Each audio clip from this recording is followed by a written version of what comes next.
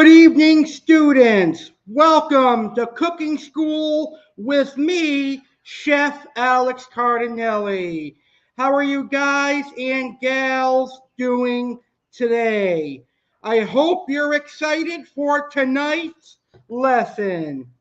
This is our third episode of Cooking School with Chef Alex Cardinale, and it's my very first where I'm going to talk about cooking, and we're going to be cooking a delicious protein today. I'm going to tell you how to make beef. Beef is one of the most popular cuts of meat out there. Everybody loves beef. Whether you love a nice, juicy hamburger or a cheeseburger, or you love a nice, juicy, medium rare steak, everybody, with the exceptions of vegans, loves beef.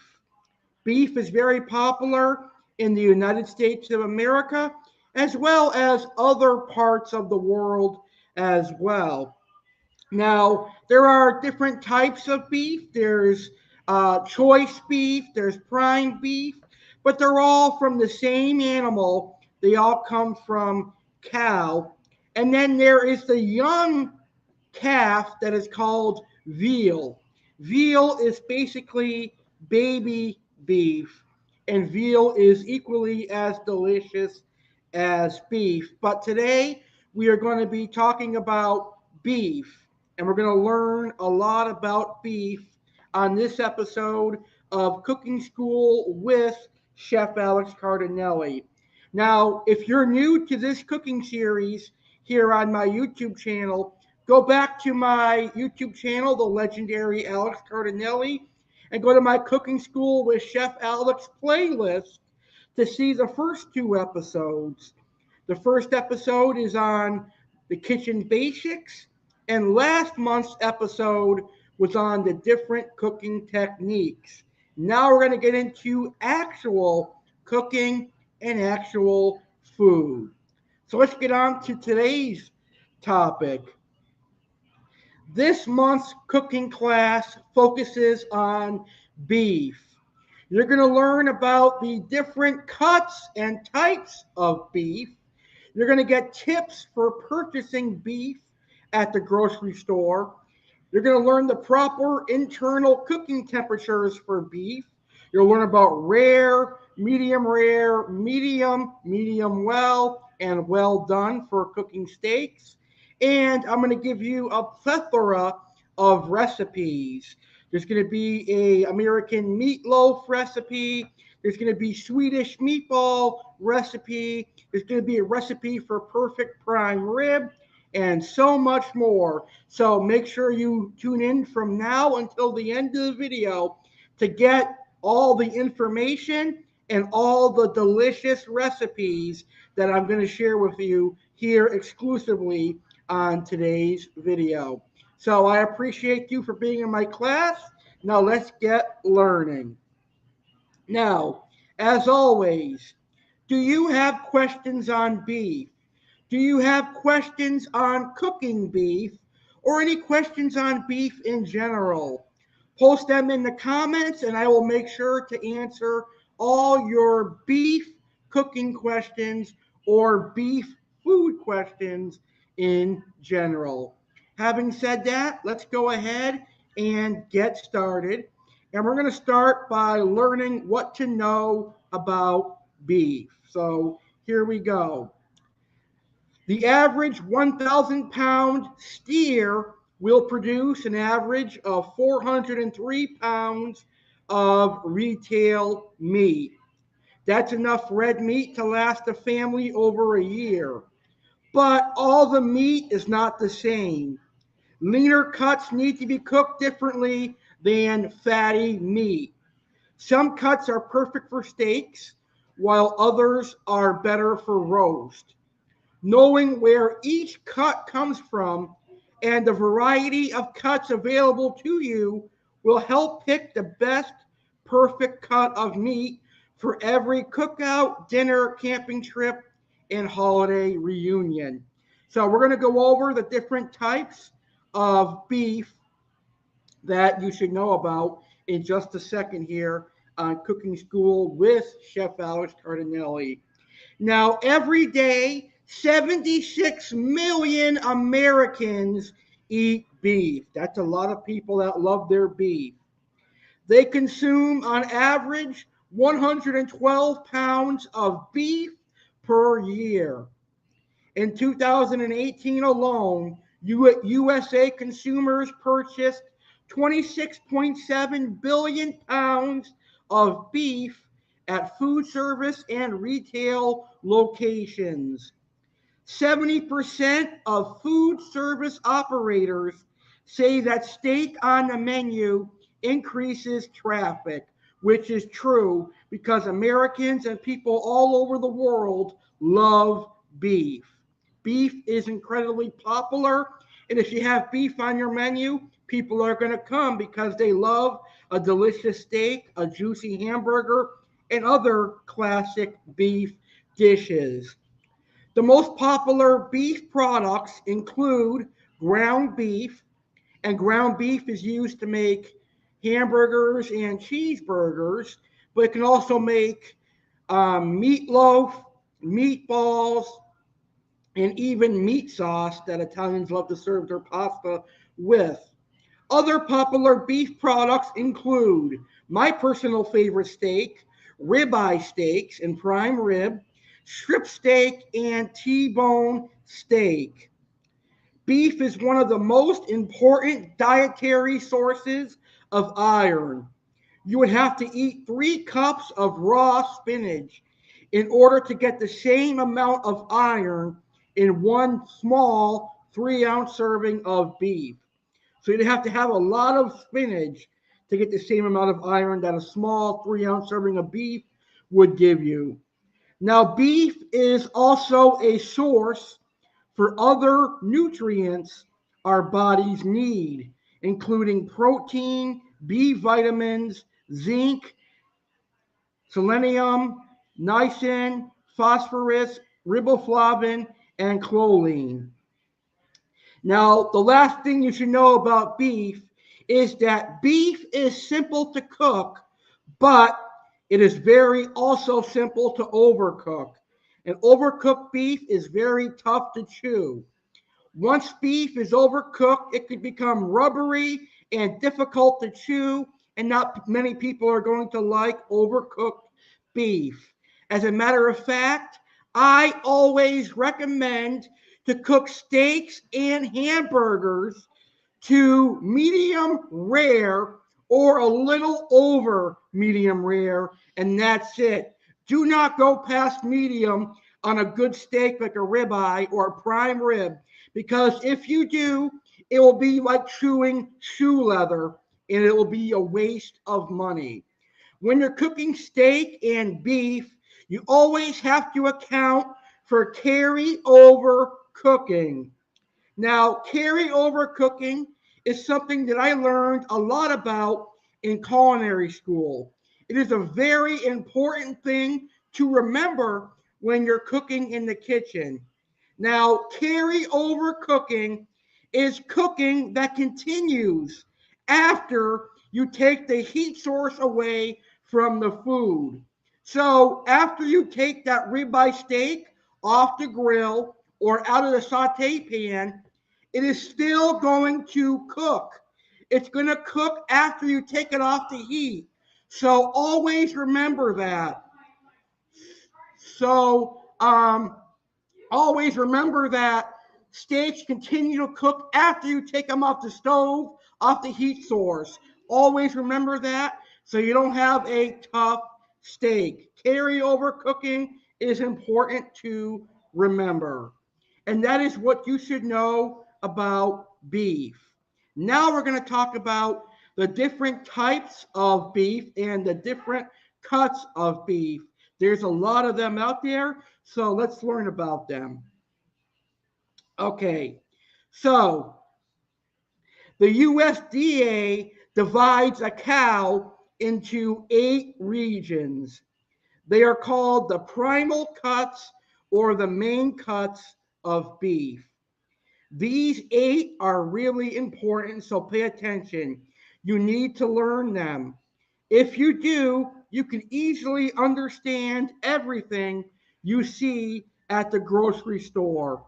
Here are the 8 primal cuts: chuck, rib, loin, short loin and sirloin, round, flank, short plate, brisket, and shank. After the primal cuts, beef gets divided into subprimal cuts. A cut of meat larger than a steak, roast, or other single cut, but smaller than a side of beef. A butcher oftentimes starts with a subprimal cut and they cut it into the individual sizes we're used to seeing in the butcher case. So, which cuts of beef are the most tender and why are they expensive? Now that you have the regions, all you need to remember is that the more expensive steaks are cut from the center of the steer, which is the loin or rib section. Why the center? Because beef gets more tender as the distance from horn and hoof increases. A steer's legs and neck muscles do most of the work, so the muscles there are firmer. That makes these areas the toughest. The loin and ribs are at the center of the animal, and compared to a neck muscle, they don't work much, so they're tender cuts. So right now, I'm going to show you a beef chart. Let's take a look at the beef chart that I'm going to show you right now. Now, I'm not sure if it's going to be a clear image or it's going to show fully, but I'm going to explain all the different cuts of beef right now and which ones are the most tender. So here's that picture of the beef chart that I am talking about. And make sure you listen very closely as I explain the different cuts. But we want to focus on the loin and rib section because these are the tender cuts. Did you find the loin and rib section? They're at the very top of the steer in the center. They are the areas that are farthest away from the animal's head and feet, which are the muscles that do most of the work, and meat from those areas, the head and the feet, are going to be very tough. But the meat in the loin and the rib are going to be very tender and very delicious, which is why they cost a lot of money.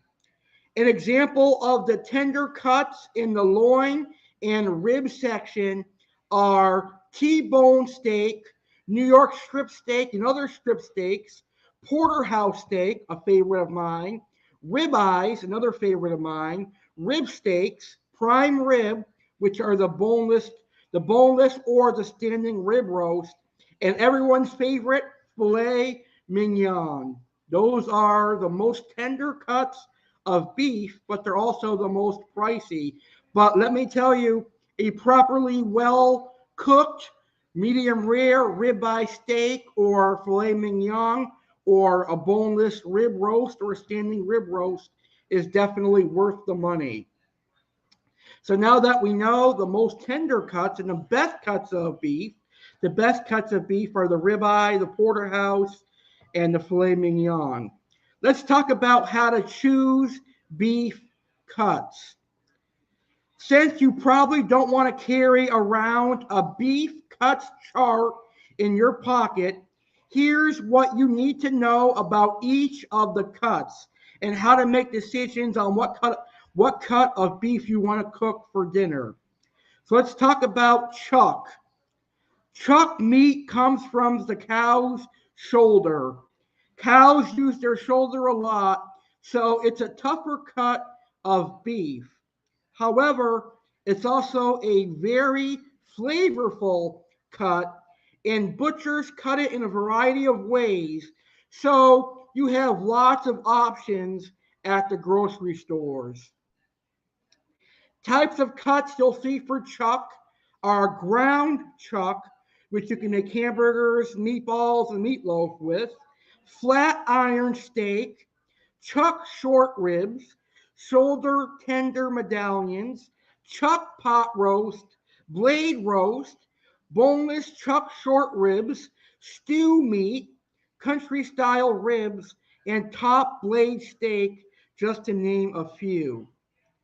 You should choose chuck beef when you want lots of flavor, but need to be cost conscious too. Brisket. The brisket is the steer's breast. Brisket is usually tough and contains a substantial amount of fat, but don't let that fool you. Chefs know that if you tenderize it with a marinade or rub and cook it low and slow, it'll practically melt in your mouth. Brisket is primarily used for barbecue or corned beef or pastrami. So last week was St. Patrick's Day, and I guarantee you we all had brisket, aka corned beef. Cook a brisket when you want to cook low and slow. Shank. The shank is located at the animal's forearm in front of the brisket. It is, without a doubt, one of the toughest cuts of meat and one that I would avoid unless you're going to make a stew or something. One of the most famous dishes that comes from the shank is asso bacco, which requires braising to make the meat more tender. Make stews and soups with the shank. You can also make a beef stock as well, I believe, with shank. Ribs. The cow's ribs and backbone make up the ribs. There are 13 pairs of ribs, but only the last section and the cow's ribs, section 6 to 12, are the primal section of the ribs. The primal section is where the good rib steaks come from. The others are in the chuck cut. So section 6 to 12 have the ribs that have lots of flavor and marbling. Section 6 to 12 will include the types of cuts you'll see, like the Monaco steak, boneless ribeye roast, standing rib roast, aka prime rib, cowboy steak, ribeye steak, and beef short ribs. So if you're hosting a dinner party or a barbecue and you're looking for a good steak that's going to have a lot of flavor and marbling, the ribeye or a rib steak is what you want. Choose ribs when you want a tender cut of beef with extra marbling. Just be aware that rib steaks are a lot of money, but it is definitely worth it. Plate steaks. The plate or short plate is the other source of short ribs and is found near the abdomen. It is much fattier. These steaks are used to make fajitas, pastrami, skirt steak, Philadelphia steak, and short ribs with this cut, and you'll be happy with the results. Loin. The loin is where the most expensive cuts of beef come from. It is located at the top of the steer, directly behind the rib, and since it is not a heavily used muscle, it is very tender. The loin has two parts, short loin and sirloin. Popular cuts from the short loin are filet mignon, tenderloin steak, T-bone steak, porterhouse steaks, strip steak, New York strip, and KC strip. A T-bone and porterhouse are from the short loin. They are the same steak. The only small difference is a porterhouse is a larger version of the T-bone steak. Then When you cut the beef out around the T-bone, you get two unique cuts, a fillet and a strip steak. A strip steak has lots of different names too, like New York strip, Kansas City strip, and hotel steak, just to name a few. The sirloin area is a little less tender than the short loin, but it's also more flavorful. Common cuts from the sirloin area are sirloin steak, ground sirloin, center cut sirloin steak, top sirloin, bottom sirloin, ball tip steak, tri-tip roast, and tri-tip steak. Cook a cut from the loin when you're hungry for a flavorful and tender cut of beef. Next up is the round steak. The round is a lean and inexpensive cut. It is found at the cow's rump and hind legs, so it is sometimes tough. When you're at the grocery store, you'll often see round sold as ground beef. So the most popular types of ground beef would be ground chuck, ground sirloin, and ground round. All are great. Other common cuts of round steaks are round steak, eye round, tip steak, tip roast, top round, and bottom round roast. The flank steak. The flank is located below the loin. It has no bones and is very flavorful, but also very tough. It used to be less expensive at the grocery store, but this has started to change. Why? Well, flank steaks are known for being lean, and a lot of people love lean meat.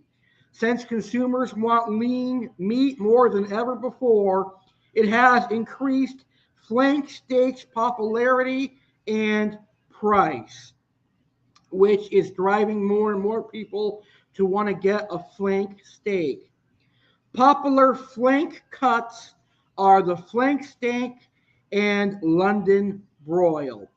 So those are all the different types of beef that you have out there, all the different cuts of beef that are available to you. And like I said, I personally recommend any of the rib cuts. So that could be a ribeye, that could be a New York strip, or the prime rib, which is the standing rib roast, or the boneless rib roast. But also, some of the other cuts are great as well. So I love beef. As you can tell, beef is a great source of protein. It is affordable and it's really easy to cook. So now let's talk about buying beef at the grocery store and what you need to look for when buying beef at the grocery store. So if you're buying beef at a grocery store, here are a few pointers so that you're not staring at the beef case, wondering if it is a good beef to buy or not. So here are my pointers. Is it cold? Beef should be cold from the time it leaves the butcher until you purchase it. If it's not cold to the touch, don't buy it. What color is it? You want beef to be bright red or purplish red. Brown spots and other discolorations are bad. This also means that it's important to choose beef that is in see-through packaging. What's the sell-by date? This seems like an obvious one, but make sure you purchase beef before its sell-by date.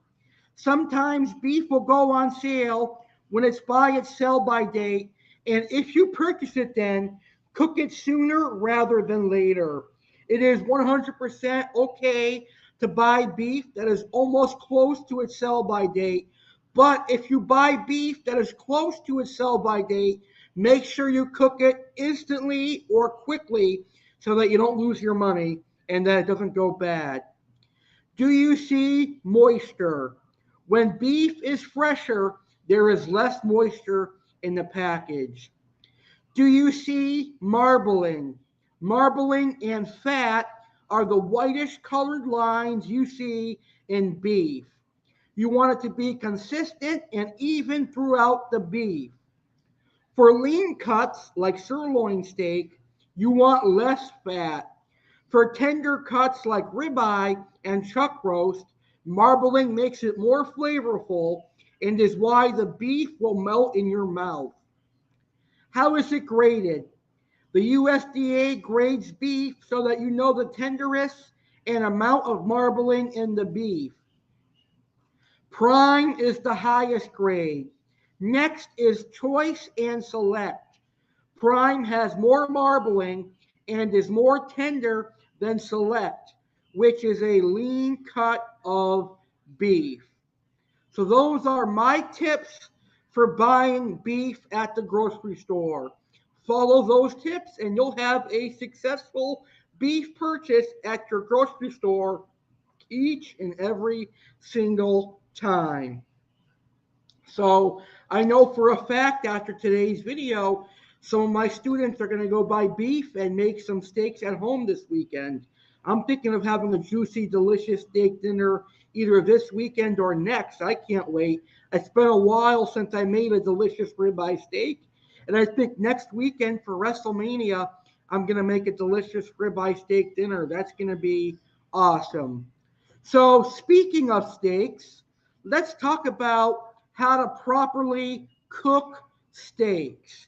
It is really simple, and this cooking technique works primarily for steaks like ribeye, sirloin, New York strip, etc., but it could work for browning roast.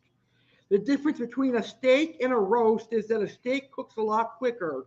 A roast you'll brown in a pan and then finish in the oven. So let's learn how to properly cook steaks. And then we'll get to our internal cooking temperature for steak. And we'll talk about the different temperatures that people like their steaks. So here's how to properly cook steaks. Now, there are two ways to cook steaks. One is indoors, and this could be on a skillet or saute pan, in the broiler or in the oven, and the other is outside on the grill. So let's talk about cooking steaks indoor.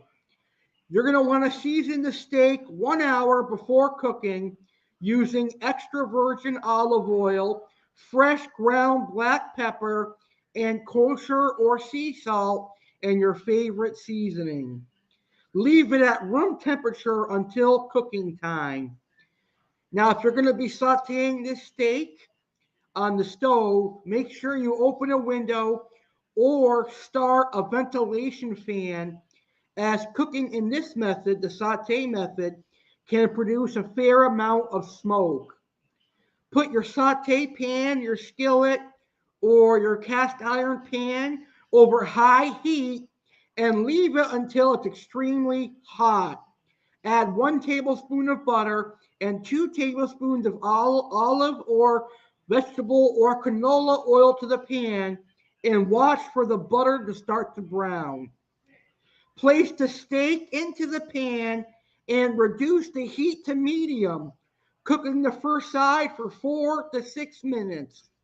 Turn the steak gently with tongs, then tilt the pan and baste the cooked side with pan juices. Cook the second side until it develops an even crust on both sides.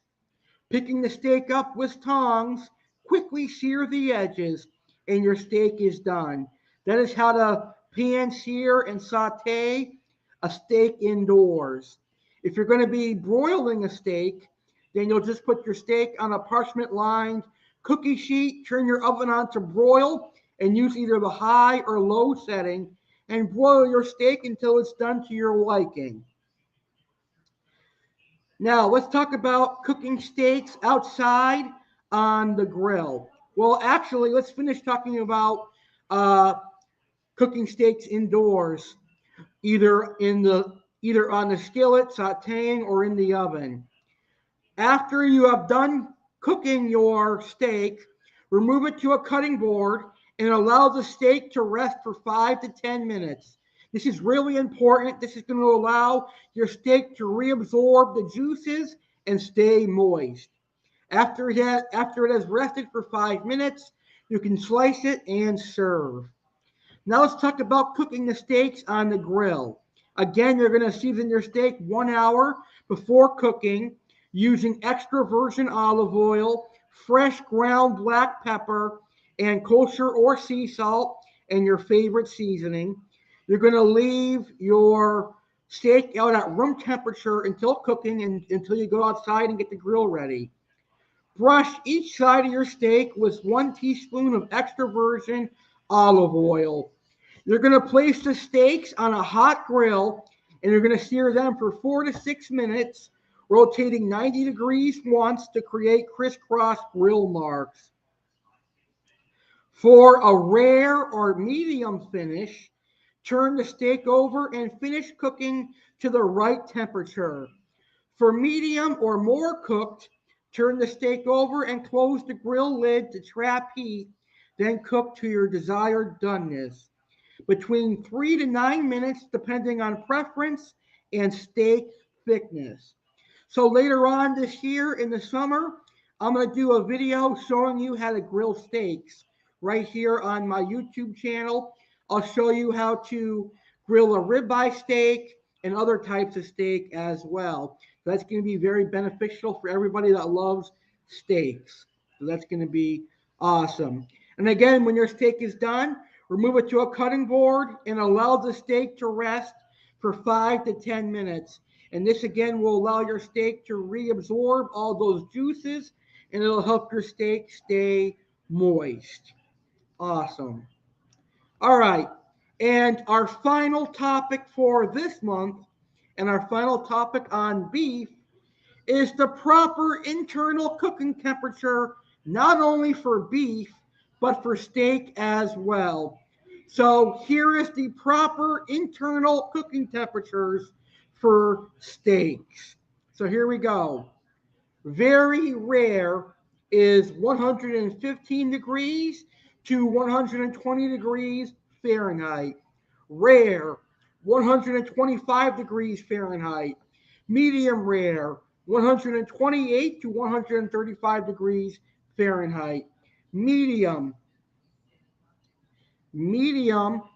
is 138 to 145. Medium well is 150 degrees Fahrenheit. And well done is 160 degrees Fahrenheit.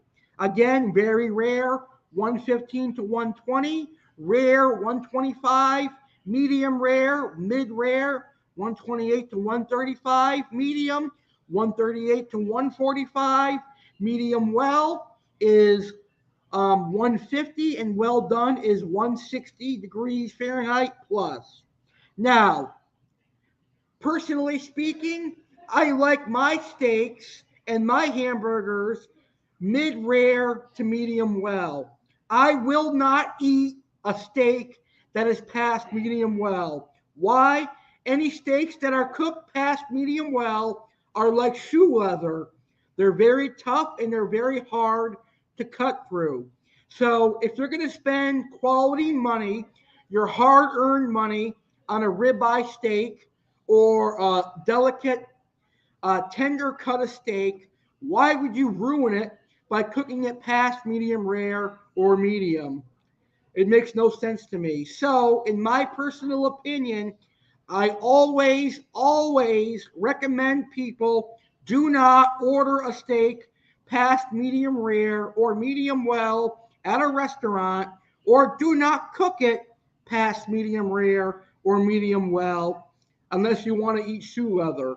Unless you're used to eating steaks that way, where it's tough to chew, stick with medium rare or medium well. There you have it. Your proper internal cooking temperatures for steaks. And those are the topics for this month's edition of Cooking School with Chef Alex Cardinale. Now it's time to give out my beef recipes, the fun part of today's show. So the first recipe I'm going to give out is for American meatloaf. Now, growing up as a kid, I was disgusted by the thought of meatloaf, but as I matured into a teenager and into an adult, I love meatloaf, and now meatloaf is one of my favorite types of beef dishes that uses ground beef. You could use a ground chuck, a ground sirloin, or a ground round for this meatloaf recipe. Any type of ground beef will work well for American meatloaf. And this is a picture of an American meatloaf and what it should look like. Now, there are variations of American meatloaf. Some people will put tomato sauce on their meatloaf, and there are people like me who will put ketchup, barbecue sauce, and mustard on top of their meatloaf, and it is a really delicious um, meatloaf, and I tend to find it to be a great tasting meatloaf. So let me go ahead and give you my American meatloaf recipe right now. So you're going to need 2 pounds of ground beef. You're going to need 2 eggs. You're going to need a 8-ounce container of Italian style breadcrumbs or plain breadcrumbs. You're going to need about a teaspoon of onion powder, a teaspoon of garlic powder, a half teaspoon of black pepper, a half teaspoon of salt, some of your favorite seasoning. I put adobo in there, a pinch or two of adobo. You're going to need some cheddar cheese. So I use a bag of shredded cheddar. I find that cheddar adds a nice flavor to this meatloaf. Preheat your oven to 375 degrees Fahrenheit. You're going to put on some gloves and mix together the meat mixture until everything is well combined. Then you are going to simply take your mixture and get a square cake pan or any rectangular or square baking dishes you have, and you're going to form your meat in there. So you're just going to put your meat in there and push it down until it's a nice loaf. Then you take a bowl, you put equal parts ketchup, barbecue sauce, and mustard, and you mix it together with a spoon. You place it over the top of the meatloaf, and you bake the meatloaf in the oven for about an hour to an hour and 5 minutes. Then take it out of the oven and let it rest for about 20 minutes, and you're ready to serve. Now, keep in mind, beef does not have to be well done. So you could just cook it for an hour. But if you love ground meats, well done, do an hour and 5 minutes.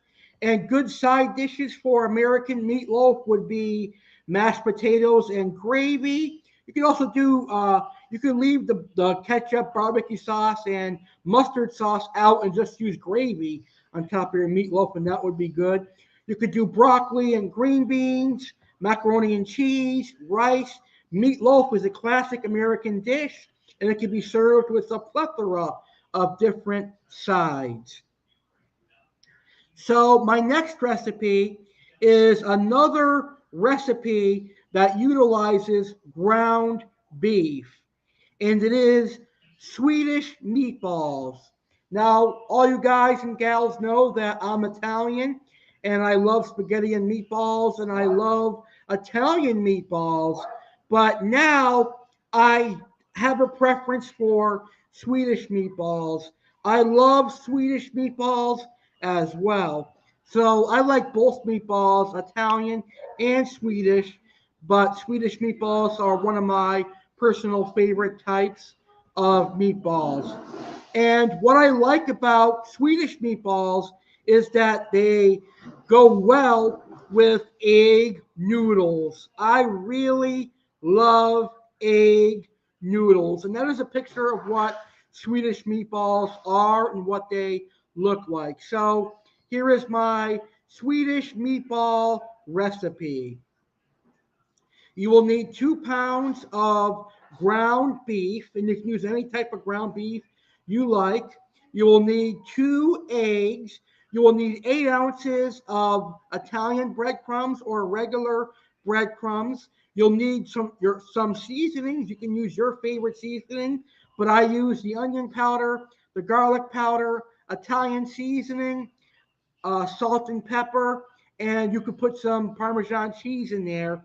And you're going to mix the meat mixture until it's well combined. Then you're going to form it into balls, just rolling like that until it's nice and firm. And you're going to bake those meatballs at a 375-degree oven for about 15 to 20 minutes. Now you're going to make your sauce. To make a Swedish meatball sauce, all I do is I keep it nice and simple. I buy jars of beef gravy, and I put those beef gravy in a pan. I put some beef stock in there. So you can do either homemade beef stock or canned beef stock. But before you do that, you're going to saute some mushrooms and onions in a skillet. Then you'll add your beef gravy and your beef stock. Then you'll throw in your meatballs, and you'll take some sour cream and fold it in. And there's your Swedish meatballs. Serve that with egg noodles, and you will not be disappointed. And my last ground beef recipe is a American classic. It is not from Italy, although it uses the Italian meat sauce. It is a dish called American goulash, and it's a dish that my grandmother loves. Basically, it's macaroni and beef. A lot of people will call it beefaroni or beefy mac. Basically the same thing. It's tomato sauce with pasta and ground beef. Traditionally, American goulash is made with elbow macaroni or rotini pasta. So what you're going to do is you're going to chop an onion, you're going to chop a bell pepper, you're going to chop some celery and some garlic, and you're going to saute those vegetables. Then you're going to add your ground beef and saute until it's cooked. Then you're going to add your tomato or marinara sauce. It could be homemade tomato sauce or jarred tomato sauce. Either one works fine. Then cook your pasta, drain it, and mix it with the sauce. And there's your American goulash. A simple yet delicious recipe. Up next, we've got Ribeye Marsala. My favorite way to have a ribeye. So you'll take a ribeye steak and cook it only to medium rare. So that would be 3 or 4 minutes on one side and 2 or 3 minutes on the other. You can cook it on the grill, you can cook it in a skillet or in the broiler. Just get the ribeye cooked. While the ribeye's cooking, you can prepare the marsala sauce. To do that, you're going to take a skillet, put some butter and a little bit of oil in it. You're going to saute some onions and mushrooms. Then, when they're done sauteing, you're going to add about 1.5 cups of marsala wine and let that simmer for about 5 minutes. Then you're going to take a tablespoon of butter, dredge it in flour, and put that in the marsala sauce to thicken. And there's your ribeye marsala. Top your ribeye with that marsala sauce. And you can serve that with mashed potatoes and gravy. The gravy you have is that marsala sauce or pasta. Ribeye and pasta, a great dinner. There's nothing better in my book than a well done, well cooked steak. And when I say well done, I mean medium rare. A perfectly cooked steak with perfect pasta. Great dinner. All right, and our main event recipe. Everybody loves prime rib, right? Well, Easter is coming up in 4 or 5 weeks. Are you guys ready for Easter? Happy Easter, everybody.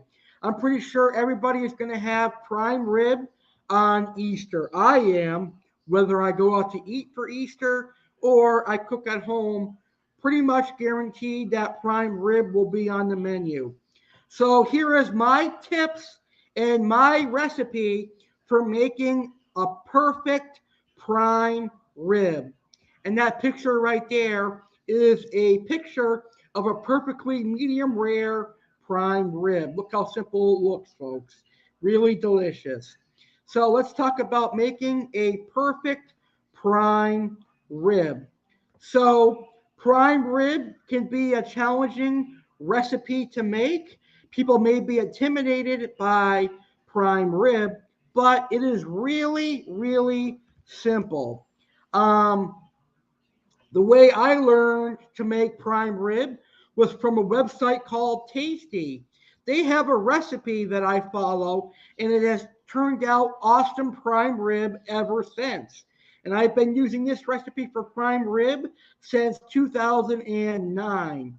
So basically, all you got to do is put some butter on your prime rib, and your prime rib, again, is called a standing rib roast or a boneless rib roast.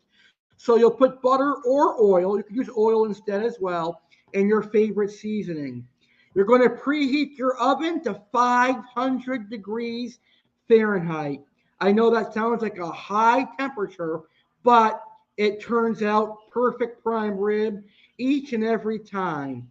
So while your oven is at 500, you're going to bake your prime rib for 5 minutes per pound. So, for example, a 5 pound roast would bake for 25 minutes. So, 5 pound prime rib would bake for 25 minutes. 5 minutes per pound. All right, so keep that in mind. After your prime rib has baked 5 minutes per pound, you're going to turn off the heat and you're going to leave the rib roast in the oven for 2 hours with the oven off. And make sure you do not open the oven door or else the residual heat will escape. Leaving the prime rib in the oven for those 2 hours will let the juices redistribute and it'll make the most perfect prime rib. Once the 2 hours are up, remove the roast from the pan and you're ready to serve. This makes the most perfect and most juicy medium rare prime rib. If you want like a medium to medium well prime rib, you'll add a couple more minutes. So you'll do like 7 minutes per pound. But a medium rare is 5 minutes per pound. All right. Those are all the recipes that I have for you on this month's edition of Cooking School with Chef Alex Cardinale. I hope you learned a lot about beef, and I hope you are now more educated on beef, and you'll use the information and the recipes I gave you to create stunning beef dishes in your home kitchen. So before I end today's video, I have a couple of announcements to make. Chef Alex Cardinale is back in the kitchen. That's right, folks. Chef Alex is back. Tuesday, April 5th, 2022, 10 p.m. Eastern, 7 p.m. Pacific. I'm going to show you how to make homemade strawberry applesauce. That's right, folks. On April 5th, I'm back in the kitchen and I'll show you how to make homemade strawberry applesauce. That's going to be awesome. And next month on Cooking School with Chef Alex, we're going to talk about pork. So learn about another type of protein. Next month, we'll talk about pork. Thank you for being a part of my cooking class this evening, students. I hope you learned a lot about beef, and I hope you'll make some beef this weekend and use all the information on beef that I gave you. If you are a new viewer to my channel, make sure you subscribe to my YouTube channel, The Legendary Alex Cardinale. I'm Chef Alex Cardinale, and you've been watching Cooking School with Chef Alex. Have a great weekend and a great rest of March, and I will see you in April when I talk about pork. Leave a like, smash that like button, and go make some beef right now. Goodbye, everybody.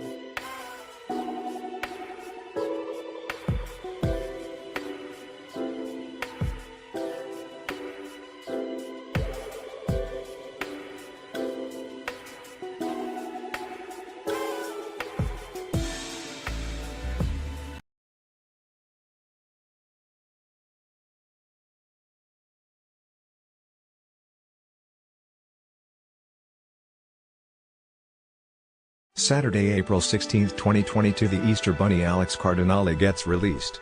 Come celebrate Easter 2022 with Easter Bunny Alex. The Easter Bunny is going to host the very first Easter 2022 bash. What will Chef Alex cook and bake? Will Aqua Alex make an appearance? What will the Easter Bunny have in store? Find out on Saturday, April 16, 2022 at 10 p.m. Eastern, 7 p.m. Pacific on the legendary Alex Cardinale YouTube channel. Happy Easter! Go get your chocolate Easter bunnies and candy now before it's too late.